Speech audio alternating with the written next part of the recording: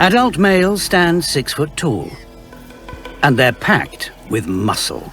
They need it to fight for dominance. With claws sharp enough to blind an opponent, and kicks so powerful they can damage vital organs. This young male will soon have to step into this arena. It's a daunting prospect. To master the skills he'll need, he must go to fight school. Here, they get to grips with grappling, eye gouging, and most importantly, kicking. It's hard to pull off. To hit the mark, he must learn to use his tail like a fifth limb. It's designed to take his weight and add stability. After 6 months, his training's complete, and he's fully grown. Now he'll have to earn his place on this grassland.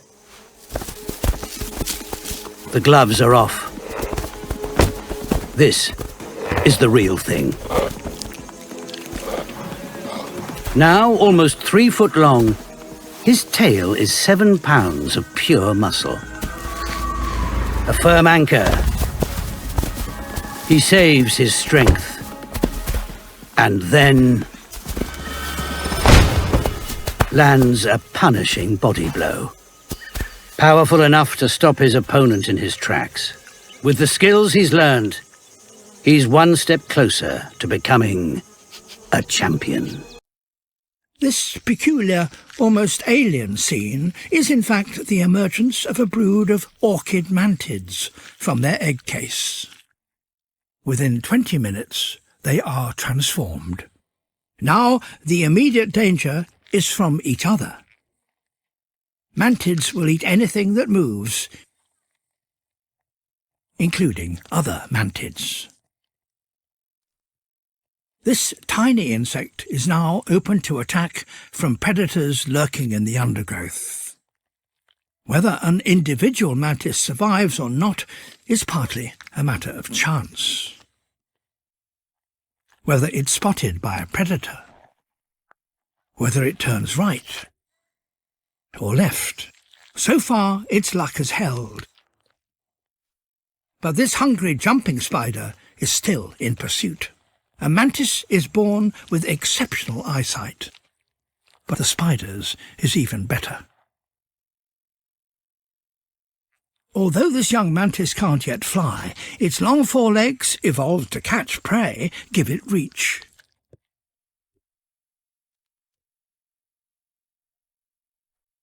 There seems to be no escape.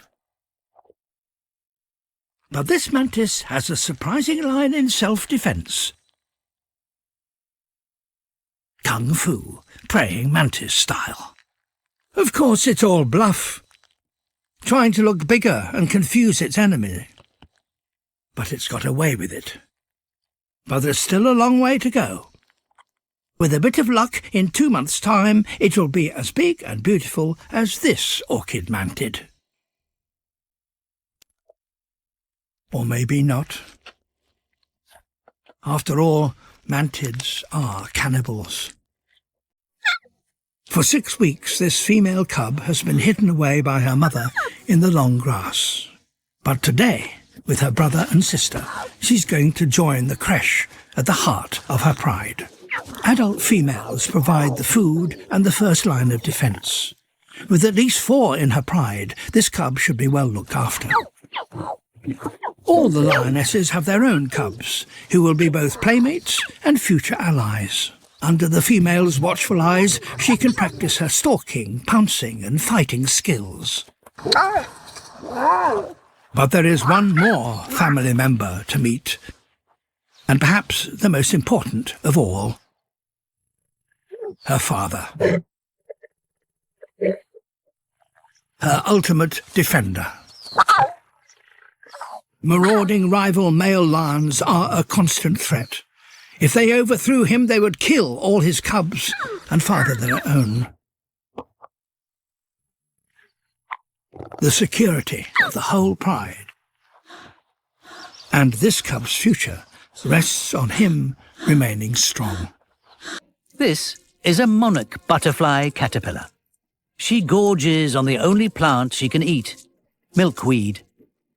And she doesn't stop until she's grown 2,000 times in size.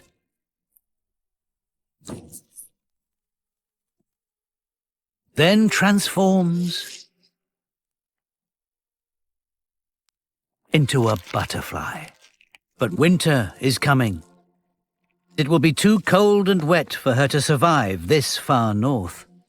Most monarchs only live for a few weeks. So she does something astonishing. She blocks the production of a hormone, slows her aging, and then flies over 2,500 miles south to join millions of other monarchs in the shelter of a warmer, drier fir forest. She shuts down all but her most essential life support systems. When spring arrives 4 months later, she takes to the skies and heads back north. She reactivates her hormones and begins to age normally. Now, she is ready to breed. Her clever trick means she lives far longer than the average monarch, the equivalent of us reaching over 500 years old. This 3-year-old female wrasse is the eldest in her shoal. Every day, she and the other females visit this sea fan. It's home to the only male wrasse on the reef. His colouring gives their species its name, bluehead wrasse. He fertilizes the eggs of every female here. And the oldest is always at the front of the line. But in the ocean, circumstances can change very quickly. And the next day, when the old wrasse reaches the mating ground, the male has disappeared. Without a male on the reef, the females can't breed. Within minutes, the old female reacts with an extraordinary solution. She stops producing the female hormone, estrogen, and her scales begin to change color. She becomes more aggressive. After 3 weeks, her transformation is complete. She has become a he. This brilliant old fish has changed sex. As the new male, he will now fertilize all the wrasse eggs spawned on this reef.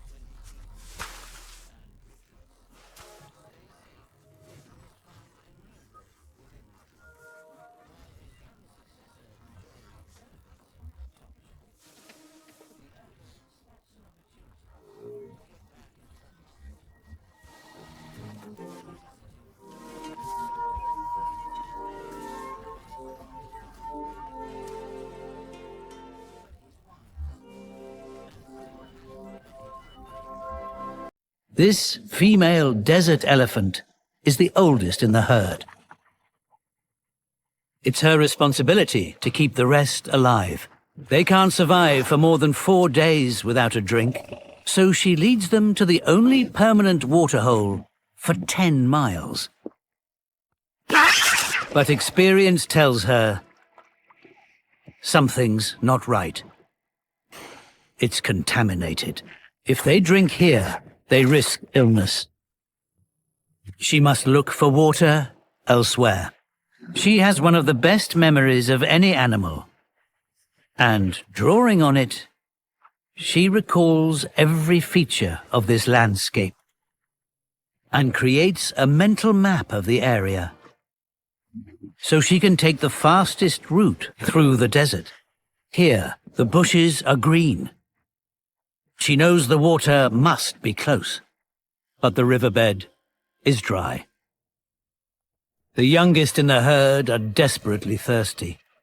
Using the most powerful sense of smell of any land mammal, she turns detective and does something truly remarkable. She digs 4 feet down until she strikes fresh water. The rest of the herd follow her lead, and there's enough to guzzle up to 40 gallons each. Her unrivaled knowledge of this desert has saved the herd. Newly hatched barnacle geese. Such extreme isolation was the only way to protect their brood from predators on the ground. Up here, the 5 goslings may be safe and warm, but they have nothing to eat, and they're getting hungry. Their father is restless.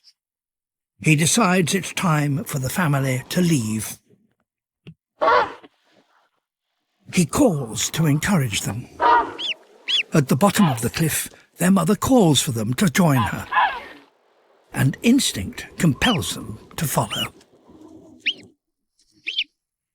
The gosling spreads its body and flaps its tiny wings to slow its descent and lessen the impact of inevitable crashes. If the first collision is belly first, it should survive the fall. This chick jumps off the back of the cliff. It's less of a drop, but there's far more risk of getting lost in the crevices below. The third makes another good jump. But the fourth slips. The third gosling is doing better. Hitting the rock belly first should prove a lifesaver. But still the tumble goes on.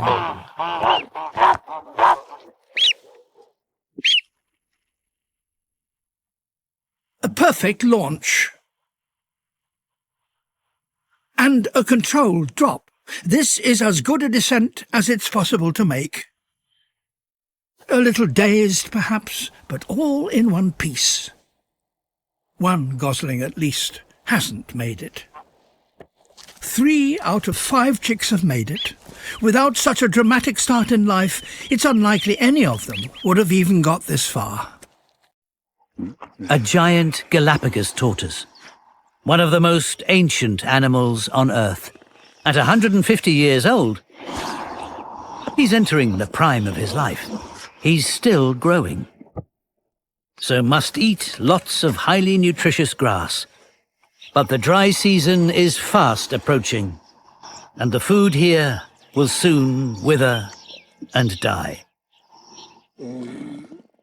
With the wisdom of his years, he knows exactly what to do. The volcanic highlands provide rich nourishment all year round. The problem is they are 6 miles inland and a 1,250-foot climb, the height of the Empire State Building. It will be an epic migration, albeit a very slow one. Surprisingly, his old age is the key to his success. His large size means he can overcome obstacles that younger, smaller tortoises simply cannot. After a month, he arrives at the tortoise-promised land. Mountain mist guarantees nutritious food, even in the driest months. By trekking here once a year, he'll thrive, even as he closes in on his 200th birthday. Getting healthier and stronger, his old age really will be the best years of his life. In just 6 weeks, this newborn calf must leave these nursery waters off Hawaii and start on a 3,000-mile migration to its feeding grounds in the Arctic. Before then, this 1-ton calf must double its weight by drinking over 3,500 pints of its mother's fat-rich milk. But the milk supply is limited. Until its mother reaches the feeding grounds, she's fasting. Humpback calves make such demands of their mothers that females can only raise one every 2 or 3 years. But here, the birthing season and the mating season coincide, and that spells trouble.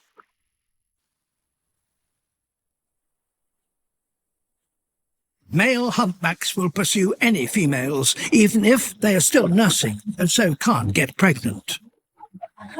These 40-ton males, fired up with testosterone, pose a serious threat to any calf that gets caught up in the chase. As the mother tries to outrun the males, the calf sensibly stays as close to her as possible to avoid being separated and lost. As more and more males join the chase, the mood becomes ever more aggressive. Now there is a real danger of the calf being injured by flailing tails and crashing bodies. Eventually, the males become so preoccupied with fighting each other that the calf and her mother can escape. Even if a calf gets away unharmed, the ordeal can leave it exhausted. The dangers from the breeding season will only grow in intensity, and some calves will become so weakened that they'll struggle to survive the coming migration. An Australian weaver ant carries part of her colony's future, a grub, in her jaws. She's on her way to help in the construction of her new home. Hundreds of her fellow workers are labouring together to build a stronghold out of leaves. Chains of workers pull leaves together. They hold them tight, but they need a more permanent fix than this. The grub carrier will play a crucial role, but first she needs to get across the construction site. Workers use their own bodies to make living bridges between branches, allowing others to move quickly around the site. This worker, with her grub, crosses over. When this worker reaches a leaf that needs securing, she taps the grub on its head. This stimulates it to produce silk. The worker uses the grub like a glue gun, passing it backwards and forwards across the join. Silk is one of the strongest fibres in nature, yet it's also flexible, making it the perfect glue for a construction that must bend and flex in the wind. After just a few hours of intense effort, the ant's home is complete. Totally weatherproof, this new nest makes the ideal nursery in which to start rearing a precious brood. They're called remoras, but this isn't their home. It's more of a waiting room. Like hermit crabs, each remora is waiting for the perfect residence to appear. The unique suckers on the back of their heads hint at a very different and unusual lifestyle. The remoras watch and wait for a particular visitor, sharks. Most fish make themselves scarce when they appear, but not remoras. A passing school of 8-foot bull sharks, one of the most aggressive marine predators. And what fish could offer better protection than a shark? What's more, when the shark makes a kill, the remora can scavenge the leftovers. In return, it helps the shark by eating parasites from its body. But too many remora could slow a shark down, so they try to avoid becoming overloaded. That means intense competition among remora for the available spaces. Fortunately, sharks aren't the only suitable visitors to this reef. A giant manta ray offers a remora another chance. It's already sheltering several large remoras. But there's room for one more on this huge fish. At last, the remora has a safe home. Even at 7 months old, this tiger cub needs protection. She's learning to take care of herself in a very dangerous world. This is her father. His role is to patrol his territory, defending it against rival males who would try to kill any cubs they find that are not their own. His scars are evidence of the violence of the society she is about to enter. He's ruled for 5 years, but he's becoming increasingly battle-worn. At the moment, she's safe. And in good company. She has a brother and a sister. They practice the fighting and hunting skills that they will depend on as adults. Their mother is both their provider and teacher. She's a formidable hunter, despite having lost an eye in a fight with a rival.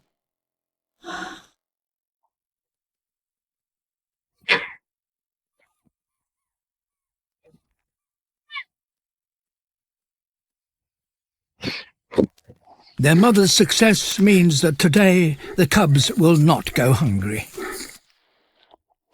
If all goes well, these cubs should have the experience and strength to survive on their own in a year's time, but only if their mother's support and their father's protection continues. A black-footed albatross on the brink of adulthood and learning to fly. Her maiden flight will take her away from this tiny Pacific island and out to sea. She will not touch ground again for 3 years, but she's not quite ready. Yet. But maiden flights often proves to be a bit of a false start.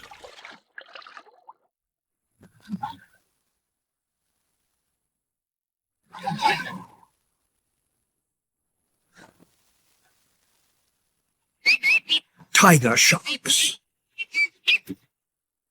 They congregate here every year, precisely when albatross chicks fledge. There can be few animals that have to face such danger at the very moment they leave home.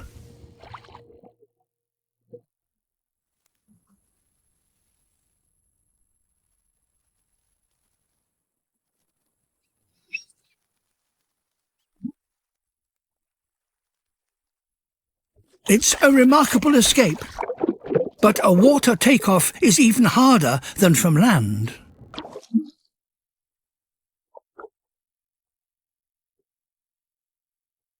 This albatross has left youth behind. It's time to embark on the next step of life's story. Independence in the adult world. Until today, this 3-month-old Arctic fox pup has had it easy, fed and protected by his parents, playing with his siblings.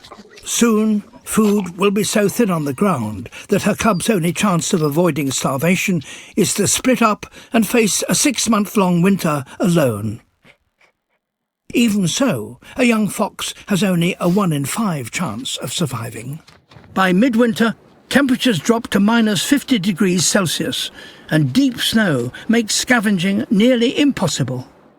But a faint sound beneath the snow may be this fox's salvation. Lemmings. It's time to become a hunter.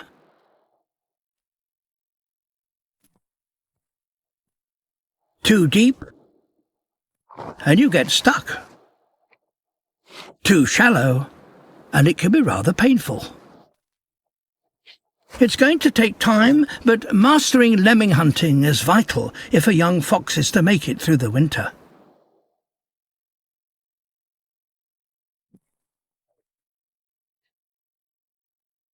At last, this fox is on his way. After 6 weeks of being cosseted underground with their families, young jerboa finally emerged to spend their first night alone, learning to catch food. Infrared cameras can reveal their lives, but to this jerboa the night is completely dark. Luckily, his hearing more than compensates. His ears are longer compared to his body than those of any other animal. In fact, his ears are so sensitive that every new sound tends to give him a fright.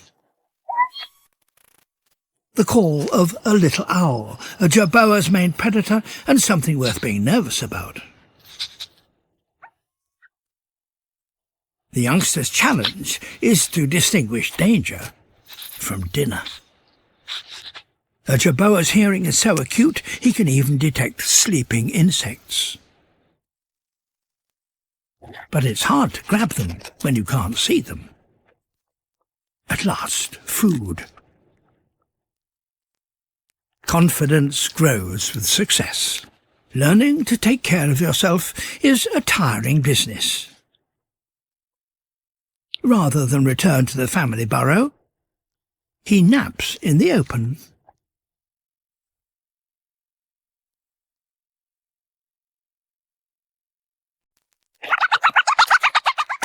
Today's first lesson is ant hunting. Being shown the right approach is one thing. Not exactly a resounding success. However, this helper now has a different kind of lesson in mind. One designed to bring a pup face to face with danger for the first time. It will be her biggest test so far. A scorpion, an excellent source. The pup's helper keeps a watchful eye on her. She has disarmed the sting, but those pincers are still giving her trouble. At last, a small but significant success. It's a test that every member of her family will have to go through. And this youngster has passed in triumph. He's competing for the same flowers. About the size of your little finger and the weight of a 1-pence piece, the racquet-tail is too small to battle with the bigger species.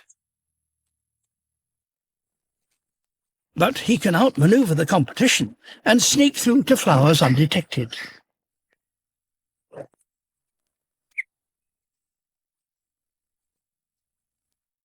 This hummingbird's day is about to get even worse. Almost every afternoon it rains. As the day cools down, he needs even more energy to maintain his body temperature. But on this scale, raindrops can be a force to be reckoned with. One sting could kill a young racquet-tail, but luckily he has superior agility on his side.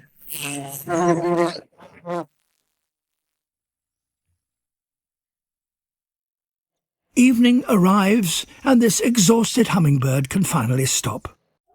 Raiders from a neighbouring weaver ant colony looking to expand their own empire. Invaders are quickly spotted. The guard releases pheromones to alert the rest of the colony. They stream out of the nest to defend their home. Some of the defenders deploy their most potent weapon. They squirt formic acid. And now the home guard can go on the offensive.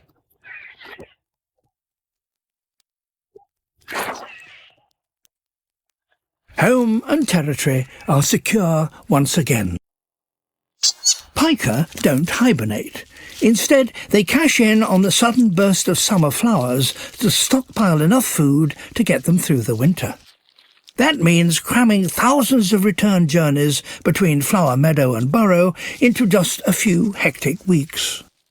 This young female lives high up on the boulder slope. Every day is a relentless commute. She could cover hundreds of miles over a single summer. It's not just exhausting, it's dangerous too. A weasel.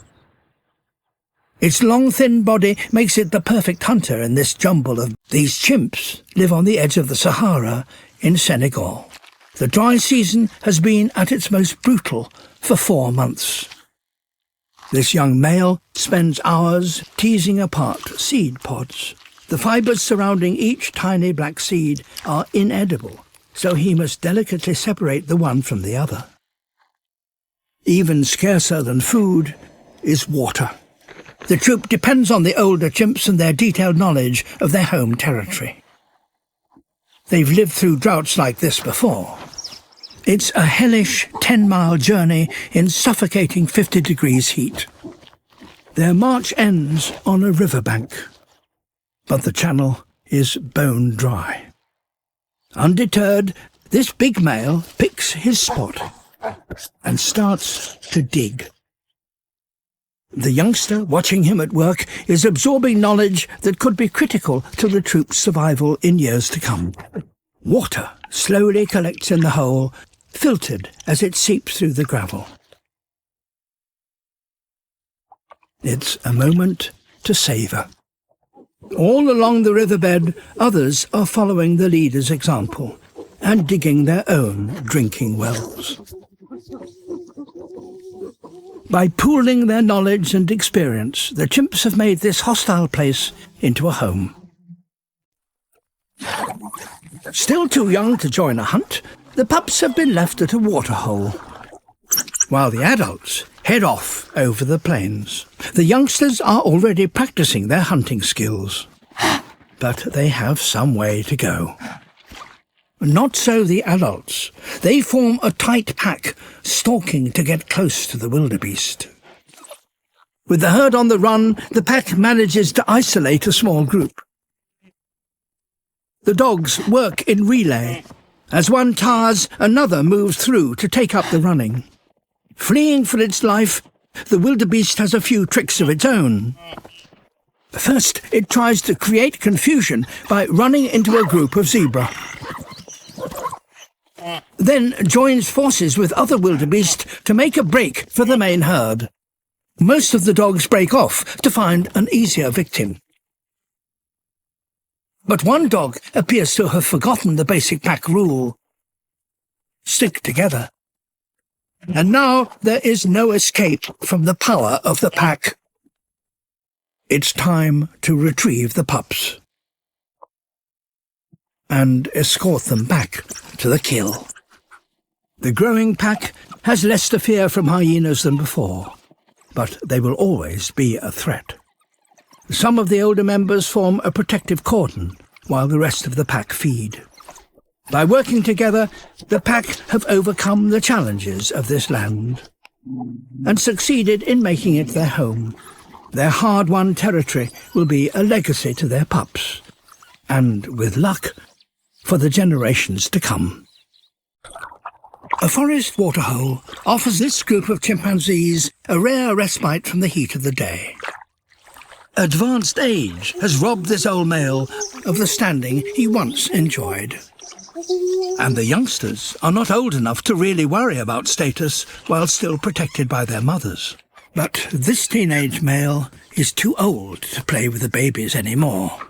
This is particularly hard for a young male because competition for top spots is so intense.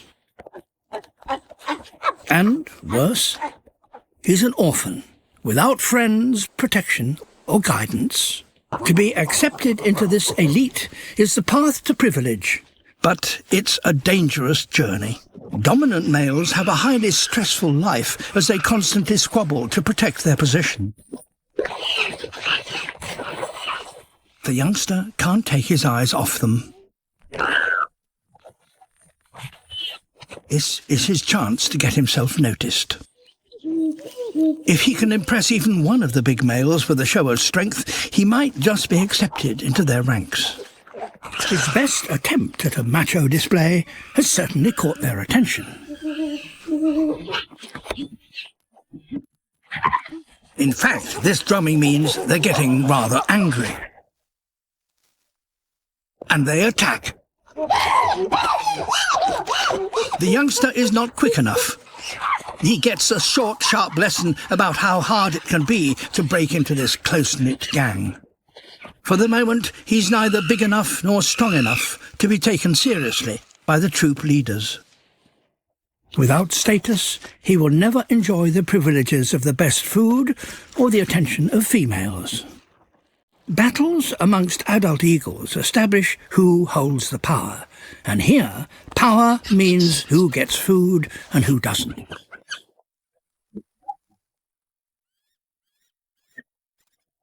So what can a low-ranking, powerless juvenile do if she isn't going to starve? She must grab any opportunity that presents itself before adults stake their claim. She tries to sneak in, unnoticed by the adults. But she's been spotted. The juvenile has done all the hard work, but her success is short-lived. She can't afford to give up just yet. The youngster may not be strong enough to fight for her fish, but other adults will. The adults' power games might just help her. Now is her chance. This isn't about the fish anymore. This is about one adult enforcing dominance over another. The reclaimed fish is enough to keep the juvenile alive for at least a few more days. But there's a long, hard winter ahead. An 8-foot-long rock python is hunting. It can easily grab a pup if it can launch a surprise attack. The adult has spotted it. His attempts to drive it away have the worst possible outcome. It retreats down the pup's burrow. Now, the adult faces a critical choice: stay put and risk living with a predator, or try to find a new shelter in the few hours before nightfall. The babysitter makes his choice. Unfortunately, these plains are home to hyena. They are the hunting dog's greatest enemy. The hyena will take a straggling pup if it gets a chance. It might win a battle over a pup with a lone babysitter. But the rest of the dog pack returning from the hunt is a different matter. The hyena will avoid this confrontation. Back at full strength, the dog pack can now lead the pups to the safety of a new refuge. Secure again, the pups squabble over the meat carried back by the hunting party. Its duties over, the babysitter can take a well-earned rest. Hermit crabs use abandoned seashells as mobile homes. As a crab grows, its shell becomes an ever tighter fit. So eventually a crab needs to move in to a bigger one. Other crabs, also looking to upgrade to a bigger home, soon gather whenever a shell washes ashore. They're lining up with one aim: to exchange properties. But none of the crabs can make a move because the chain is not yet complete. They're all waiting for the right-sized crab to come along. And this is it. The latest arrival pushes to the head of the queue. At first, the chain falls apart. As it reforms, the small crab finally makes its move and takes its place at the end of the line. This triggers a chain reaction. Each crab hurriedly moves into the shell vacated by the crab ahead of it in the line. Just as the small crab attempts to move into its new home, a fresh arrival muscles in. To be left without a shell is a death sentence. A naked crab will quickly cook under the intense tropical sun. But even a bad shell is better than being homeless. A flame bowerbird doesn't fight to win a mate. His strategy is to put on a show. First, he builds a stage. In the breeding season, he spends a week creating this construction, called a bower, in the forests of Papua New Guinea. He's a stickler for detail. The stage is set. Time to paint it with mud. That makes a darker background which will set off his magnificent colours. Next, there are difficult decisions about the set dressing. Perhaps a bit dull. Perfect. Time to call in the audience. Unfortunately, it's a young male. And worse, he's brought a friend. They're taking liberties, practicing on his bower. The commotion attracts the attention of another adult male, a neighbour and rival. Having destroyed the bower, he even steals the decorations. The owner arrives back to find a scene of destruction. He'll just have to start all over again. First, he expands his pupils alternately, a spot of limbering up, accompanied by a weird and wheezy call from deep in his throat. Now it's time for his grand performance. He waves his wing like a matador's cape. She appears to be transfixed. This is certainly eye-catching, but it seems he needs to do more. Generously, she drops him a hint. It's the bird equivalent of a bouquet of flowers. It's all going so well, it's time to get physical, with a few headbutts to her chest. One final flourish to cap weeks of effort. But something's wrong. His rival is back, and at the worst possible moment. What should he do? For the female, the moment has gone. Sometimes, whatever you do, things just don't work out. Mature male sharp-tailed grouse are getting in some pre-season training. Here on their traditional display grounds, they're practicing their courtship dancing and staking a claim to the best spots on what will become their stage. But the real show begins with the arrival of spring. The females are looking for the perfect partner, choosing those males who are not just good dancers, but who can fight for and hold the best spots on the dance floor. This young male is big enough to enter the contest for the first time. There is only one way to find out whether he's got what it takes. He must go out there and dance. But his debut performance appears to have stopped the show. In fact, none of the others have noticed him at all. They've spotted approaching danger. When the threat has passed, they can all pick up where they left off. But this youngster has now strayed into another male's space. He's about to find out whether he really has what it takes.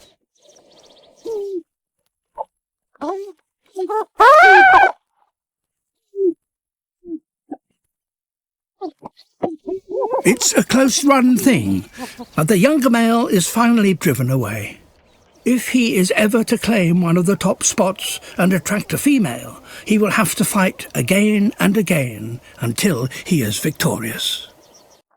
A honey ant queen digs into the sand before the sun bakes it hard again. She needs to make a nest, but she can't manage to do that alone.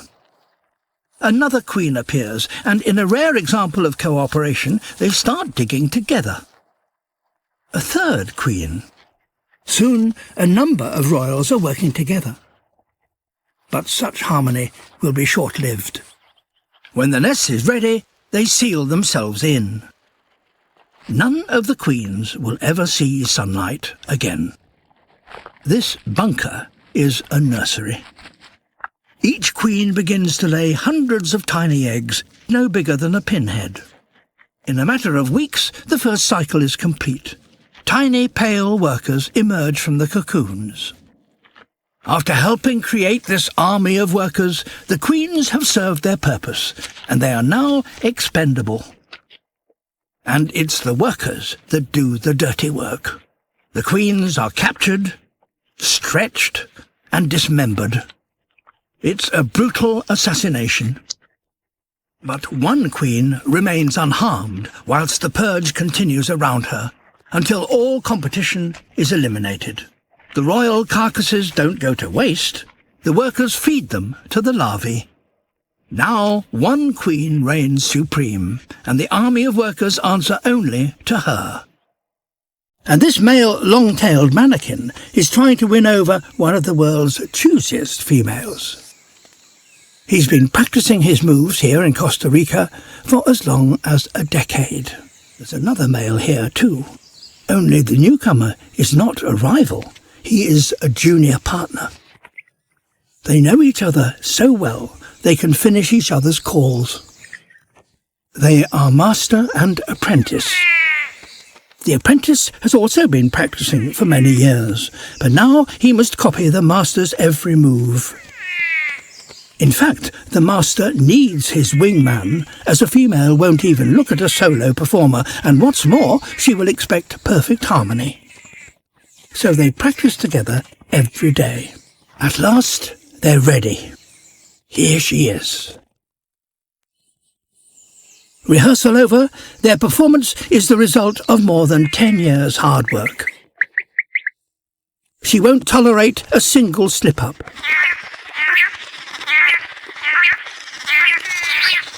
Suddenly, the master calls time on the dance, and the apprentice is banished.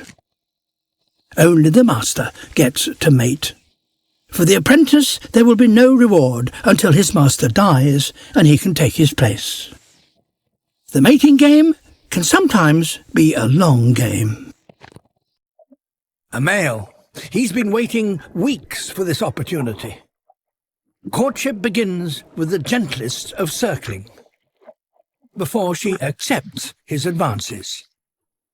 Unfortunately, they have company. Another male.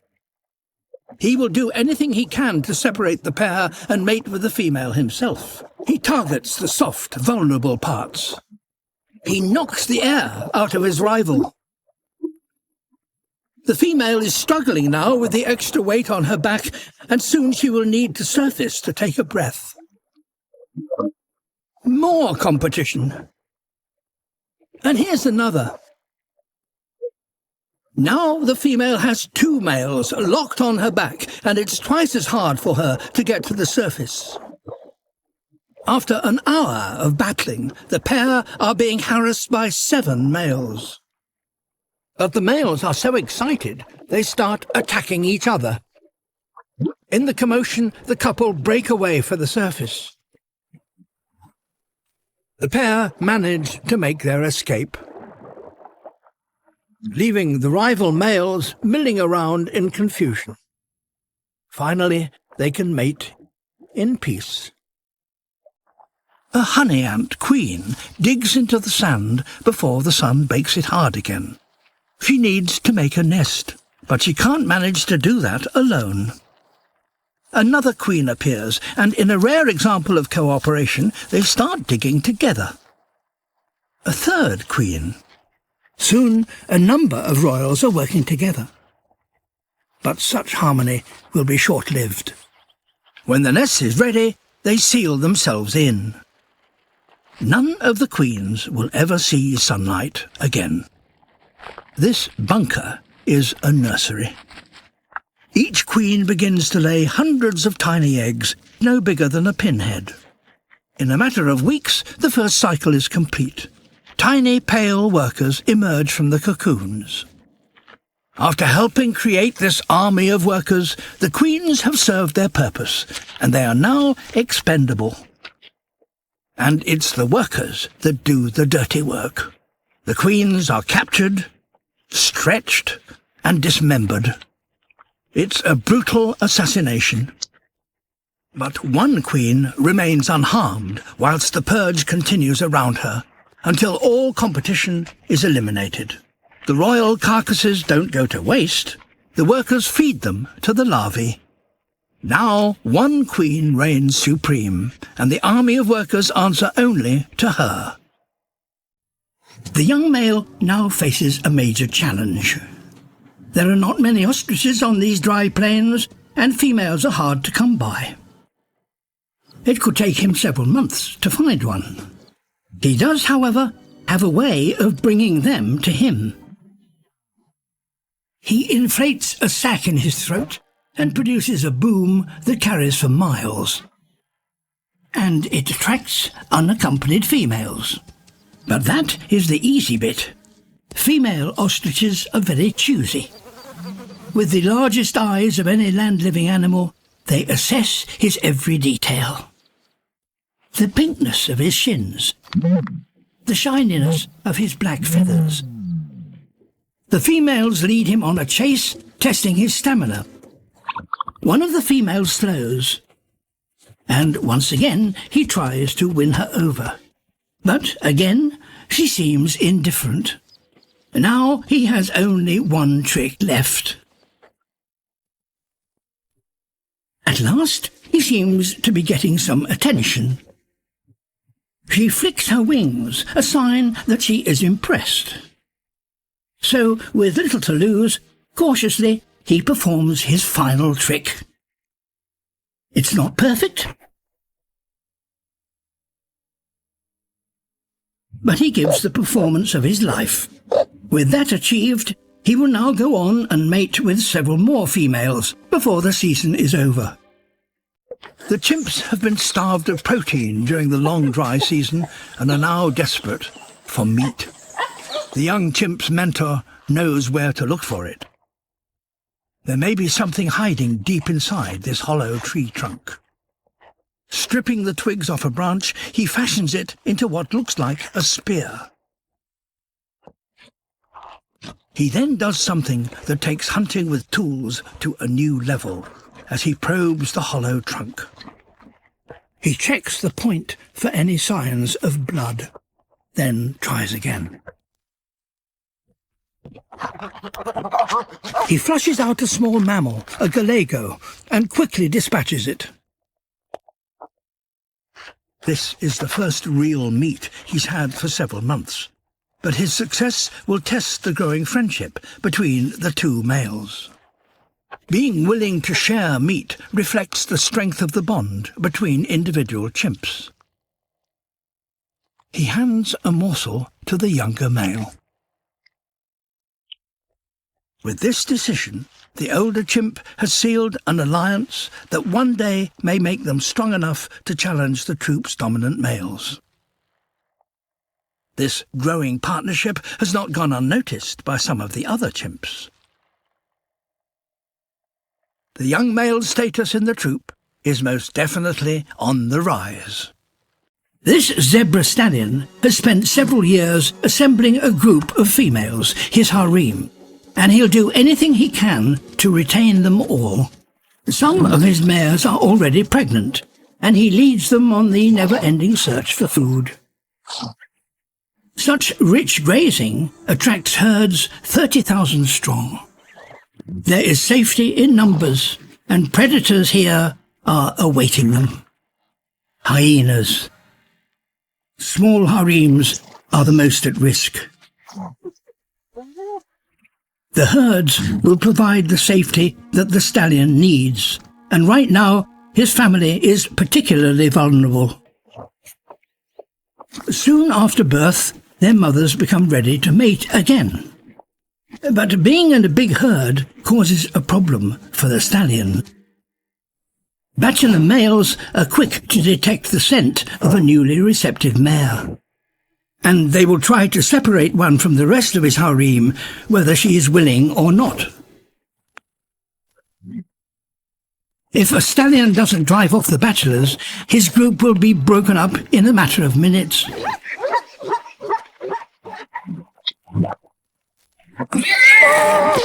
Pushed to his very limits, he must now use greater violence.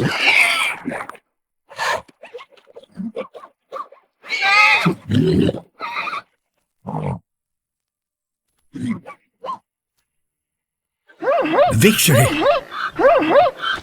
His family is still together, for now. But his right to breed isn't guaranteed. His females will still have the deciding say in that matter. She must leave the cool sea and enter an alien world. Without the support of water, she feels the full force of gravity. Her flippers, so effective for swimming, are almost useless on land. But nonetheless, she has to haul her great weight up the beach and get beyond the reach of the tide. On any one night, 3,000 female turtles may crowd this island to dig their nests. Now her compulsion to leave offspring may cost her her life. The receding tide has exposed the reef, a wall of jagged rock. But she can't wait for the tide to return, because soon the island under the blazing tropical sun will be intolerably hot. Unless she can get over this rocky wall, she will be baked in her shell. This lethal obstacle course claims many victims every nesting season. Just one slip could bring disaster. She was so close, but all may not be lost. The tide is turning. If she is completely wedged, she will drown. But there is a chance that the rising water could lift her free. For this breeding season, her obligations as a mother are over. She will never see her babies. They won't hatch for another 2 months. And when they do, they will have to survive without any help from her. An African drongo. She has to shade her 3 eggs from the scorching heat of the sun. As soon as the chicks hatch, she will form an immediate bond with them that is unbreakable, whatever happens. After hundreds of hours of incubation, her first chick. Now the hard work really begins, because the newly hatched chick needs food. It won't be long before one mouth is joined by 2 more, and this chick will then have to share what the female brings back. Or will it? The chick is getting rid of any competition. It wants its mother's sole attention. Feeding time. Something has changed. But what? The sight of her chick's bright orange mouth demands that she brings more food. The egg weighs almost as much as the chick. It's like pushing a boulder uphill.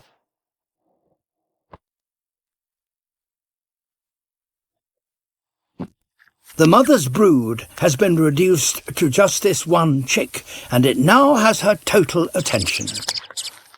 There is another drongo's nest nearby, and that has 3 chicks in it. But they don't look quite the same as hers. Cuckoos lay their eggs in the nests of other birds and leave the hard labour of rearing the chick to someone else. Over at the other drongo nest, the chicks are now fledging. Their parents have succeeded in producing their very own next generation, while she has raised a monster. Her love is blind. The newest addition to the troop. The baby is totally dependent on his mother, and she dotes on him. But becoming a good mother takes practice. And a young female, a future parent, is learning by playing mum with someone else's baby. She seems affectionate. This is valuable experience for the babysitter. But now she starts to play with it.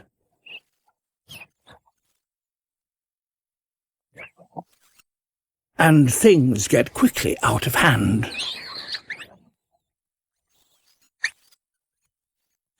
She seems to want to shake off the baby. Rescue, it seems, is at hand. But this isn't the baby's mother. It's another learner with even less of a clue than the last. Eventually, the baby's real mother decides that this game has gone on long enough. She rescues her baby and gives it some proper motherly care. Perhaps she tolerates the behaviour of these would-be babysitters because they're close relatives. The young are sleeping peacefully, surrounded by a protective wall of mothers and grandmothers. Each morning brings the calves a little closer to independence. They may be successful parents, but they still have trouble getting the youngsters up in the morning. They have found the bones of an old female. Even the babies are intrigued by these relics of their ancestors. We can't, of course, know what they're thinking. But there is a delicacy in the way they touch these bones which suggests that they have some special relevance. Perhaps elephants have a sense of a shared history. The experience seems to bring them even closer together. Every animal in the herd belongs to a family line that stretches back through numberless generations, and each is here because their ancestors were all winners in the game of life. Today, she's demonstrating the tricky art of making a bed 30 feet above the ground in preparation for a midday siesta. Lesson over, she puts her handiwork to good use. For a busy mother, an extra nap is always welcome. But Baby seems bored. She tries to ignore him, but he won't be put off. Eventually, she gives in. The mothers are going to show their youngsters one of the most important places in the forest. A special pool where water lilies grow. Water lilies contain minerals important for health, and the bonobos can't get them anywhere else. Baby learns what to eat by watching Mum, and she shares the lily stalks with him. She's shown him where to get an important supplement to his diet. And he didn't even have to get his feet wet. She will continue to help him to learn about the forest for another 5 years, within the protection of his family. So many females gathered together on this cliff inevitably attract the attention of a rival adult male. His aim is to defeat Scarface and take over his females.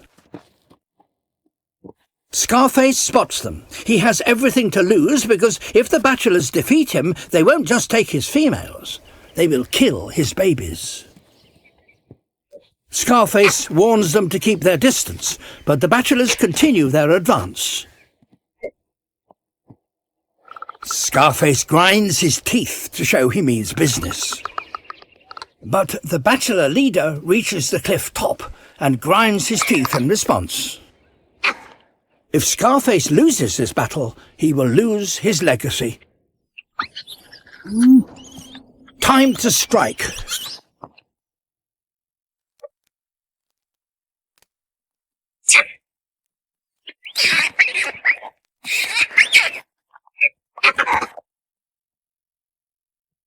Scarface has won, and he returns to a hero's welcome. But it's only a temporary respite. For a male langur like Scarface, parenthood is simple but dangerous. He has banished the bachelors and saved his offspring, for now at least. There's no time to lose. A male. His burrow could make an excellent family home. All he has to do is find a willing female. His large yellow claw weighs as much as all the rest of his body and is completely useless for feeding. But its colour does catch a female's eye. And if she needs more convincing, a wave should do the trick. He needs to up his game. She seems distracted. Competition has arrived. Lots of it. All with the same desire. And all with moves just like his. Every time he waves, so do all his rivals. She is spoilt for choice. His time has almost run out. At last, she makes her choice. But it's not in his favour. He'll have to wait until the next tide, and then try again. He is an underwater architect and busy collecting empty snail shells to add to his castle. His pile is home to over 20 females who lay their eggs inside the shells.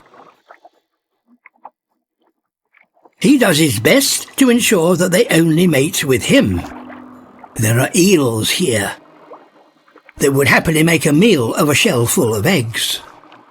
But not if the king can prevent it. He stole this castle of shells from a previous owner, and if he lets his guard down, someone will certainly take it from him. Gangs of marauding bachelors are a constant nuisance, and while the king of the shell castle is busy proving how tough he is, he's being watched by a sneak. He belongs to the same species, but he's a dwarf. He just needs to get near enough to a female. He is only 1/50th of the weight of the king, and if he can reach a shell with a female inside, he's small enough to slip inside and mate with her. Busted. A serious contender is attempting to overthrow him. Could this be a chance for the dwarf? He's close. Once inside with a female, he can fertilize her eggs without the king ever knowing that he's been there. He might not be the biggest fish, but he's definitely got one of the cheekiest strategies in the lake. Some call them snot otters, others mud devils. Their most common name, however, is hellbender, but common they are not. They're usually very shy. He's looking for somewhere to nest. A rock, but not just any rock. The space underneath it is well hidden, and the current flowing swiftly through it will bring the oxygen needed for developing eggs. The females are already on the move, battling their way upstream towards him.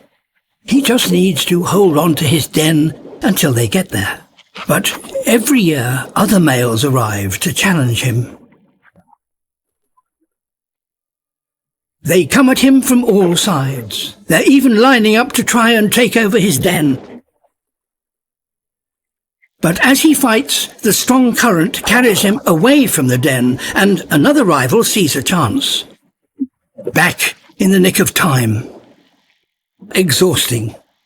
And now, at last, a welcome visitor. He greets her with what is known to Hellbender watchers as a courtship kiss. Her belly is full of eggs, and she slips in beside him. Then, strangely, after days of brawling, rival males are also allowed to enter. Perhaps he's now too exhausted to fight, or has some strategy we don't know about. Other females then visit the den and add their eggs to the communal clutch, which he will protect. He has become a babysitter for the whole Hellbender community. A male flamingo must be well fed before he can mate. And the algae and other microorganisms that flourish in these briny waters are the only things that lesser flamingos eat. But these organisms also contain toxins. The birds do not digest these substances, but store them in their plumage out of harm's way, and it's these that turns them pink. As the water gets deeper, the flamingos have to find new ways to collect their food. He's getting pinker with every mouthful. There is a female out there for him, but he can only find her when she and all his friends in the flock are pink enough to begin their courtship dance. After weeks of feeding, with the whole flock in full colour, it seems that everyone is finally in the mood. Dance fever spreads throughout the flock, and at last the performance begins. Both males and females are dancing. Groups merge and coordinate their courtship. Laying their eggs at exactly the same time maximizes their chicks' chance of survival, and dancing together ensures that they're all in sync with one another. If two birds find what they're looking for, they leave the dancing group. Exactly how a partner is chosen we don't fully understand, but it seems that some flamingos try to select a partner with the same shade of pink as themselves, though how they judge that is still a mystery. A pair of tree frogs in the foliage above the pool. They lay their eggs in a sticky jelly on a leaf above the newly formed pool. Below, the horned frog takes a more direct route. He heads straight in. Other males have already started calling, and before long, several species up in the treetops are also doing so. All of them need pools as nurseries for their tadpoles. Frogs that for most of the year are rarely seen come down from the tree canopy. Golden-eyed tree frogs take the shortcut down.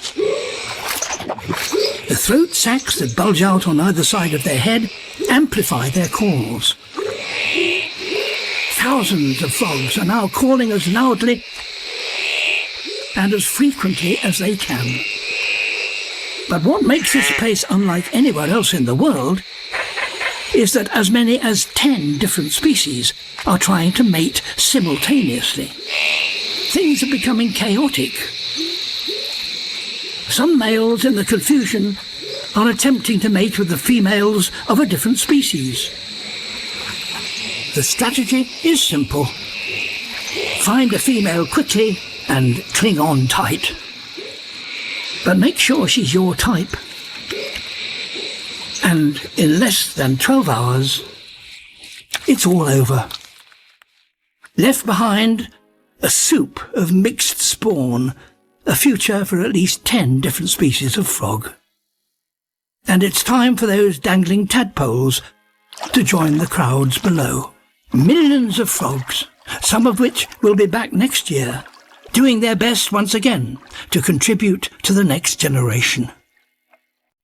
A hooded grebe, one of just 700 that still survive. She doesn't fight to claim a mate, she dances. The most experienced males are the best dancers because they've done all this before. So her challenge is to mate with one of them. To do that, she will have to prove that she too can dance. Couples are pairing off all around, but her calls go unanswered. 2 is company, and, as perhaps she should have known, 3 is a crowd. The lakes will freeze again before long, so an invitation to dance is a very welcome sign. But a rival for his affections brings it to a swift end. And if she can't have him, perhaps finding a gift for him will help. Presenting strands of it is part of the courtship ritual. She just needs to find someone to give it to. His bending over backwards is perhaps a sign that he is not interested. But who's this? Could he be the dance partner that she's been looking for?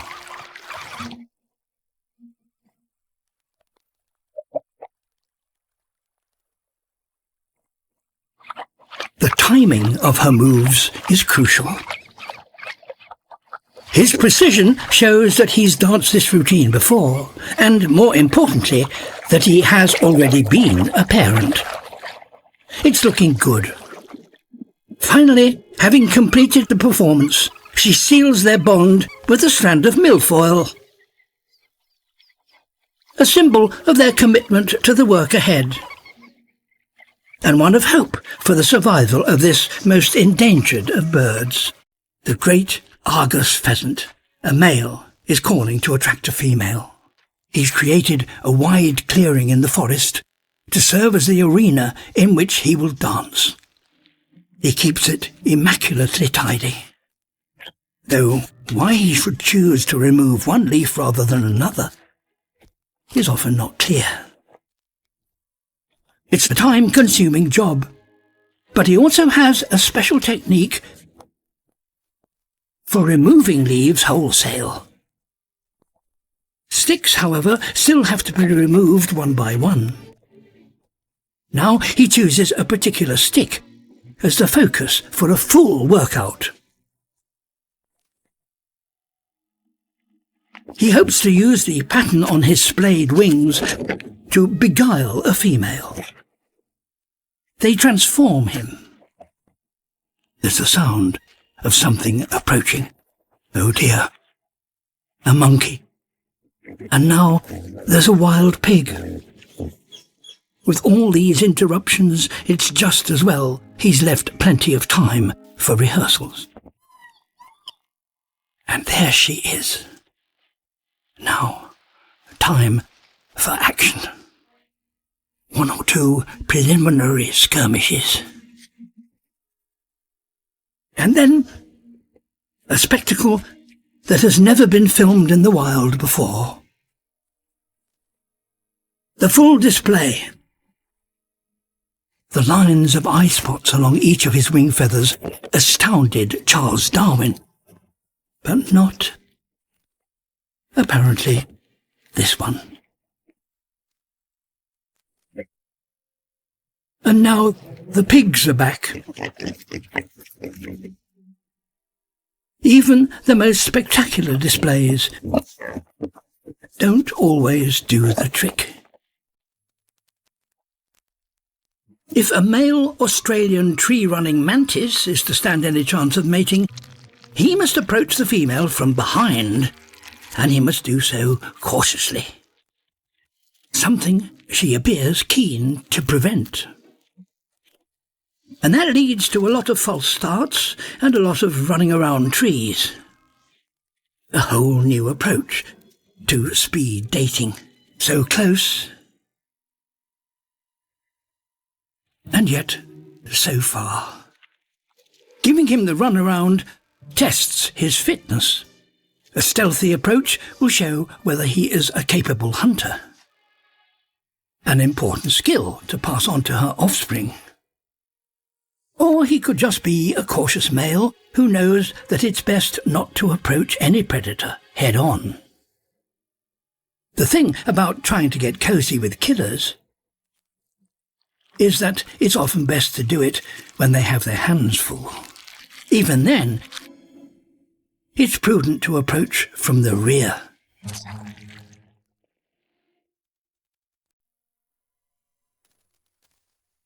He's been buried for the last 6 months. Now he needs to find a mate. He's not the first to the party, and what is more, it will be all over within the next 24 hours. This pool is already crowded with males, like a downtown bar on a Friday night.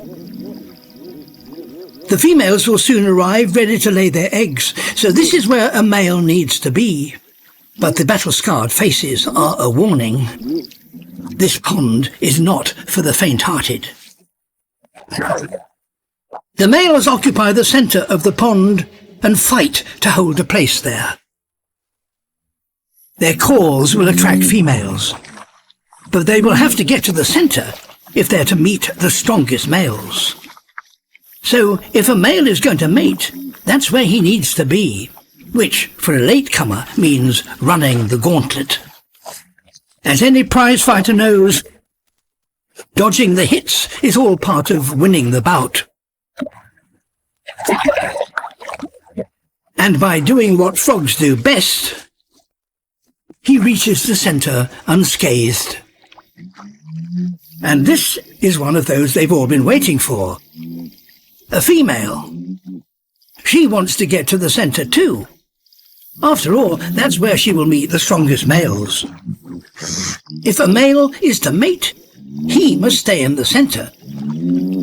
And he won't be able to do that without a fight.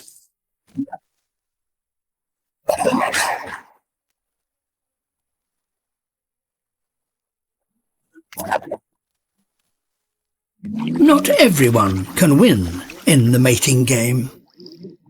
So it's his rival who holds the centre of the pond and gets the females. A seahorse. This is a female, and she's looking for a partner. The choice is an important one, for the partnership is likely to last for years. Could he be the one? He's turned pale, a sign that he's interested. But she needs time to get to know him. Once she's certain, she too changes her colour to match his. Over the next few days, they barely leave each other's side, imitating one another's every move. Her belly is now swollen with eggs ready to be fertilized. On his belly, he has a pouch, for in seahorse partnerships, parental responsibilities have been exchanged. So now she's going to pass her precious eggs to him. They position themselves with great precision, and she transfers all her eggs without losing a single one. The pouch on his belly now contains about 300 eggs. It's now up to him to look after them, and she is free to start producing the next batch of eggs. 3 weeks later, and his pregnancy is almost at an end. His body starts contractions that slowly increase in intensity. And then release. Many fish give birth to live young, but seahorses are the only group in which it is the males who do so.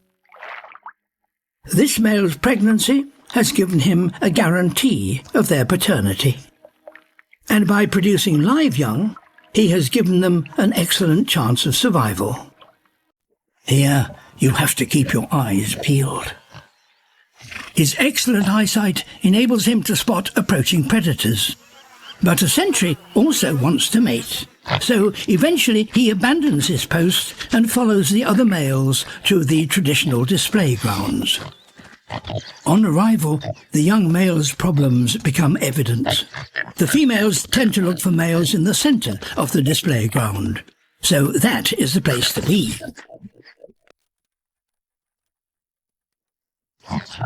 But he has to battle with rivals even before he gets there. A female topee is fertile for only one single day in the whole year, so it's vital that he makes a good impression right now. He tries a ritualized trot that demonstrates his physical fitness. But the females seem to take no notice. He needs to do something else. He tries driving his horns into the ground, as others are doing. The effect is certainly eye-catching, but now he is attracting the wrong sort of attention. His final tactic is less obvious. He actually exploits the presence of predators. As a female comes into view, he snorts a predator alarm call. It stops the female in her tracks. And that is all he needs. His success gives him a fresh swagger. Since arriving a few weeks earlier, he has barely stopped to eat or drink. His mating exertions have left him exhausted.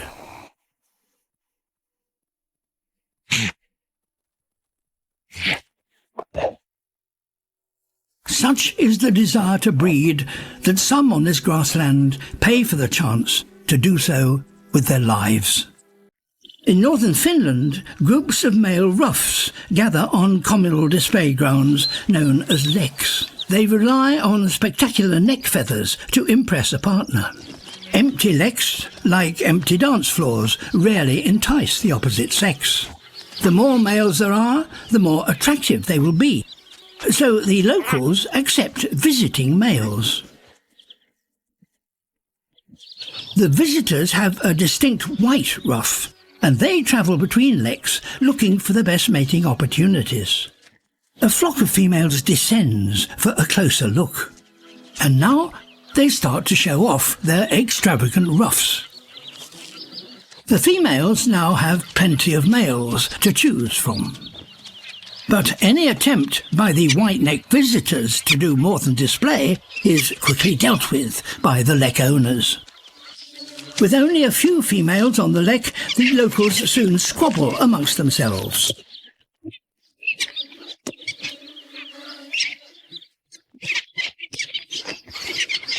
Some do find a mate, as do some of the visitors. But many do nothing but fight. Unobtrusively, however, something else is going on. Meet a fader, a male ruff wearing the plumage of a female, the only known example of cross-dressing in the bird world. So while the other males continue to fight it out, the fader moves in. A male peacock jumping spider from Australia, on a quest for a mate. And when you're the size of a grain of rice, almost anything here could be dangerous. He's searching for any sign that a female spider came this way. And he's found something. Spider silk with the scent of a female. He just needs to follow it. Other males have gone on the same quest and have come to a grisly end. Here's the female, and she doesn't look very amorous. In fact, she kills every male who doesn't match up to her expectations. What can he do to win her over? Dance. Dance for his life. He will need a show-stopping trick to avoid becoming lunch. With his fan unfurled, he begins an ever more complicated series of dance moves to try and seduce her. At last, she succumbs to his advances and allows him to mate with her. He matched her expectations. But she kills him anyway. After all, his body will make the perfect meal with which to nourish their eggs.